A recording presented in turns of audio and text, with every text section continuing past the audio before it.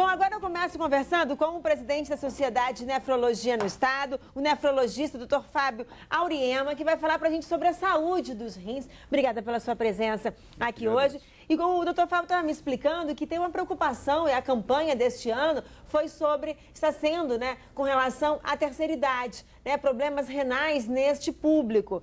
Porque até então precisa de uma preocupação com os nossos rins, que a gente ao longo da vida de trabalho não tem, né?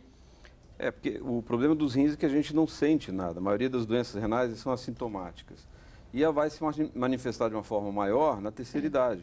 Então, a ideia é você começar a se cuidar desde cedo para que você tenha menos problemas no futuro.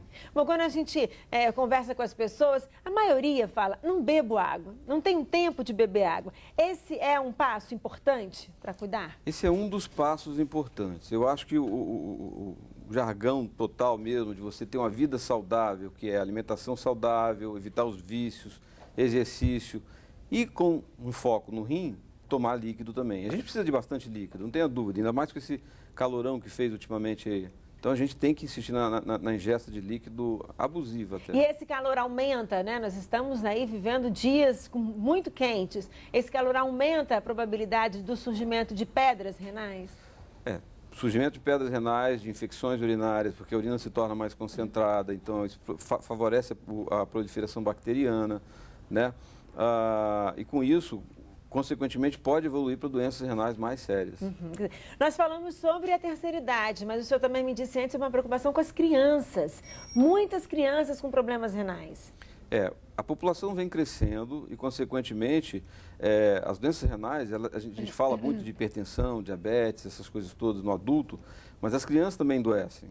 Então, elas têm as nefropatias, cálculos em crianças, as más formações, que são problemas seríssimos nessa idade também, começam já nessa idade, e que vão transcorrer com evoluções não favoráveis ao longo da vida. E que vai demorar a aparecer esses sintomas? Algumas vezes sim, outras vezes através de dados clínicos que o pediatra identifica, o clínico identifica, você consegue identificar mais cedo. E quais são os sintomas?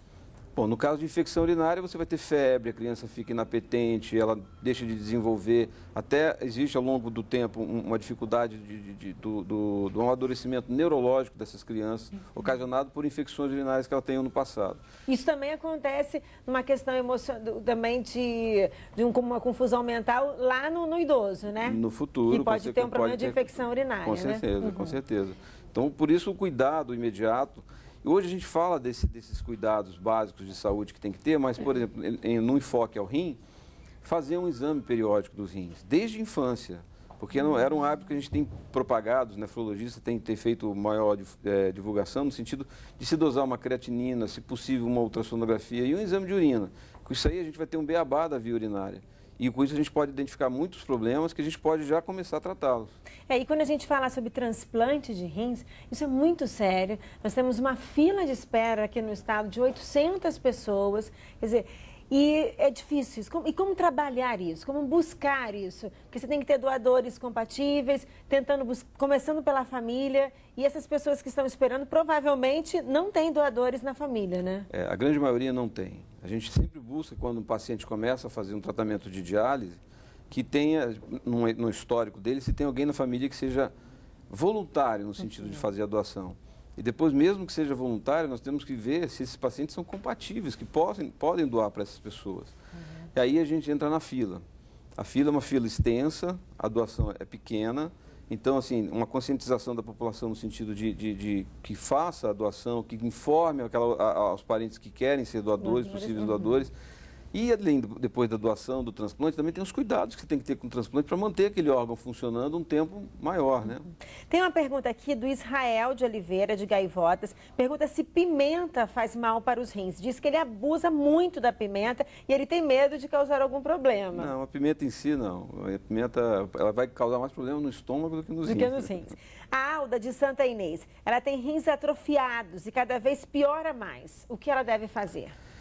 Esse é um dos problemas que acontece na doença renal. Então, você identificando esse problema logo cedo, porque uma vez você nasceu com um rim atrofiado e outro de um tamanho normal, não tem tanto problema. O problema é quando eles vão se atrofiando ao longo do tempo. Isso quer dizer que você está perdendo aquela função renal. Então, essa paciente tem que ter mais cuidado, tem que ter visitas frequentes com nefrologistas e fazer um acompanhamento da sua função renal. A Eliane de Oriente, o pai dela tem 76 anos e foi diagnosticado com um pequeno cisto nos rins. Pergunta se isso é normal, qual deve ser o procedimento. Não, os cistos, isso tudo não é normal, mas é esperado que possa acontecer ao longo da idade da gente. É uma das coisas que acontece com a velhice, né? As doenças císticas de um modo em geral.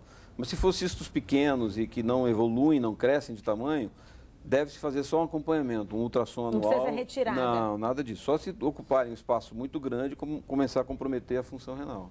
Quer dizer, então, acho que isso, como o doutor Fábio falou, esse acompanhamento, assim como indicamos para a mulher fazer um acompanhamento ginecológico, quer dizer, todos deveriam fazer esse acompanhamento renal e é uma consciência que a gente precisa começar a ter essa preocupação desde já, né? É a saúde como um todo, mas Sem lembrar dúvida. de que quando você fizer essa avaliação clínica que a gente faz periodicamente da mulher, incluir um examezinho dos rins também, porque isso aí são doenças que você não vê evolução, não sente muito sintomas, né? Doutor Fábio, fica o convite para o senhor voltar. Aliás, falar sobre a questão da doença renal nas crianças, para poder fazer esse alerta aqui para as mães que estão em casa. Obrigada por ter vindo, tá? Eu que agradeço a atenção.